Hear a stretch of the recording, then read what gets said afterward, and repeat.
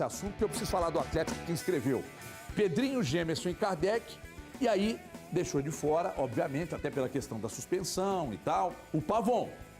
Aí ontem, até falávamos disso lá na Itatiaia e tal, eu ia falar sustentável e indiscutível, isso é um insustentável. Sustentável e indiscutível o posicionamento do Atlético sobre isso, porque realmente não tinha outra decisão. Agora era deixar o Pavon de fora mesmo. E você, o que pensa disso, Thiagão?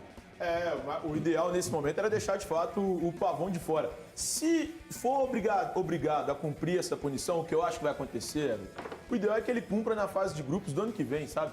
E aí, uma situação em que ele pode chegar e jogar o mata-mata. Mas nesse momento, o ideal de fato era deixá-lo de fora, até porque existem outros reforços, existem outros nomes que podem jogar e suprir essa ausência do Pavon. Ô Betinho, a decisão acertada do Atlético? Decisão acertada do Atlético, tem que fazer o óbvio nesse momento, né? Sem inventar muito a roda, o Atlético está pensando. E aí, Everton, até vale dizer um pouquinho sobre essa questão que vocês abordaram sobre esses impactos da arbitragem.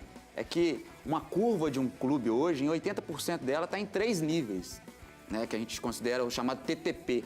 TV, transferência de atletas e patrocínios. TTP. 80% é isso no futebol brasileiro.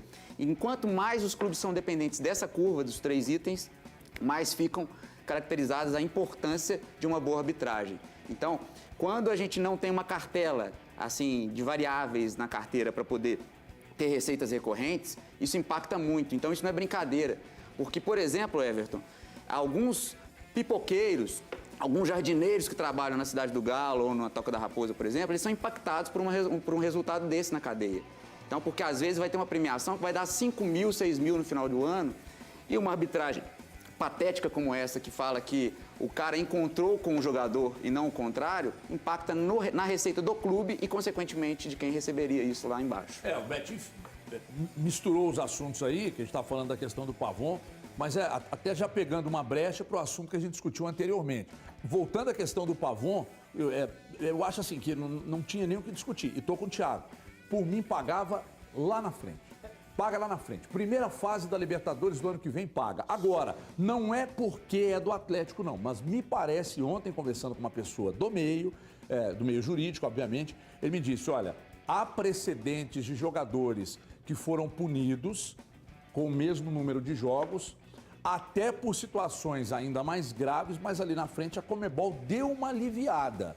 Então pode ser que consigam dar uma aliviada, reduzir pelo menos em 50% essa pena. Não sei se vai. Mas tem prestígio lá na Conmebol. Mas aí que tá, uma coisa que eu tenho falado sempre.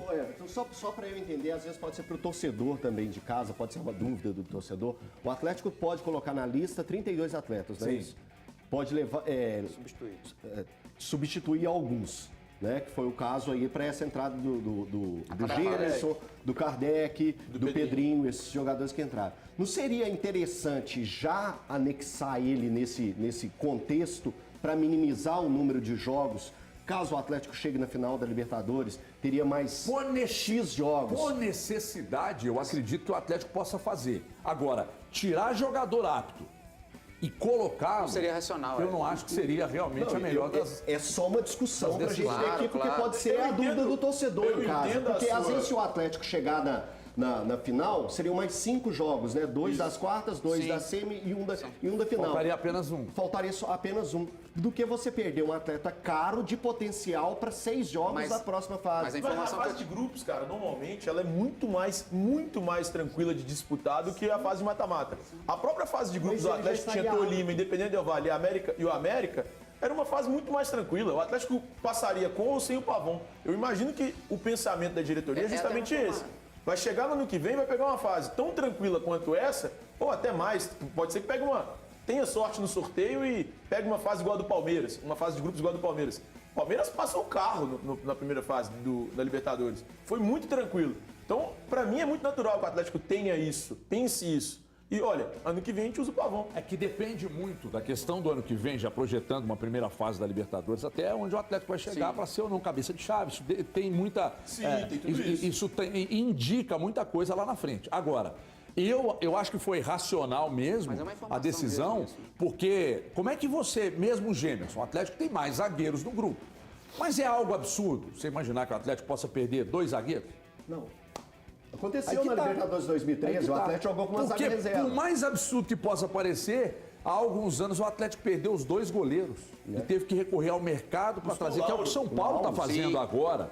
Né? São Paulo perdeu os 2 goleiros titulares e agora precisou ir para o mercado e tal. Então, para não correr risco, já que o Atlético tem um bom número de atacantes, aí o Atlético olhou para tudo isso e falou, bom, para eu não deixar um jogador que está apto ao jogo de fora, eu vou deixar o Pavon e ele paga ali na frente. Ou enquanto isso, o jurídico vai trabalhando. E foi uma questão de oportunidade o Pavon. Então, no caso do Pavon, não contam. É uma informação que eu tenho. Não contam com um desfecho favorável para isso, para não criar expectativas. Se acontecer, ele joga esse ano. Se não acontecer, ele segue o barco pro ano que vem com o plano de Libertadores. Meus queridos, a